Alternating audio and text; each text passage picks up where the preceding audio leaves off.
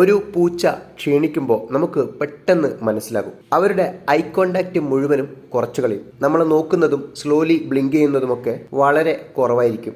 Looking away എന്ന സ്റ്റൈലായിരിക്കും അവരിയ്ക്കുക. അതായത് ദൂരേക്ക് ഒരു ലക്ഷ്യവുമില്ലാതെ അങ്ങ് നോക്കിയിരിക്കും. ഇതാണ് പൂച്ചകളുടെ സാഡ്നെസ്. പൊതുവെ ഇവർ ഒറ്റയ്ക്ക് ഇരിക്കാൻ ഇഷ്ടപ്പെടുന്നത് കൊണ്ട് നമുക്ക് അവരുടെ സാഡ്നെസ് പെട്ടെന്ന് തിരിച്ചറിയാനാകില്ല. പക്ഷേ ഈ ഒരു മാർഗം ബെറ്റർ മാർഗമാണ്. അതായത് അവരുടെ ഐ കോണ്ടാക്ട്സ് നിരീക്ഷിക്കുക. ഇതിന് പിന്നിൽ യൂണിവേഴ്സൽ ഇൻസ്റ്റിങ്ക്റ്റ് ആണ്. എല്ലാ ജീവനുള്ള ജീവികൾക്കുമുള്ള ഇൻസ്റ്റിങ്ക്റ്റ്. അതായത് എല്ലാ സാഡ്നെസ്സും ക്യാൻ അട്രാക്ട് ഡേഞ്ചർ. നമ്മുടെ ദുഃഖം പുറത്ത് കാണിക്കാൻ ഉള്ളതല്ല, അത് ഡേഞ്ചറിനെ പെട്ടെന്ന് അട്രാക്ട് ചെയ്യും. ദുഃഖം വന്നാൽ അതുകൊണ്ടാണ് നമ്മളോട് ആരും പറയാതെ ഒതുങ്ങിക്കൂടാൻ നമ്മൾ ഇഷ്ടപ്പെടുന്നത്. പക്ഷെ ഈ ഒരു പ്രവണത മനുഷ്യനെ സംബന്ധിച്ചിടത്തോളം അത്ര നല്ലതല്ല. മനുഷ്യന് ദുഃഖം വന്നാൽ അതിനെ ഡീൽ ചെയ്യാൻ രണ്ട് മാർഗങ്ങളാണ് ഉള്ളത്. ഒന്ന്, നമ്മുടെ അടുത്ത ആരോടെങ്കിലും മാത്രം പറയുക, എന്നിട്ട് ഔട്ടർ വേൾഡിന് ആ ദുഃഖം കാണിക്കാതെ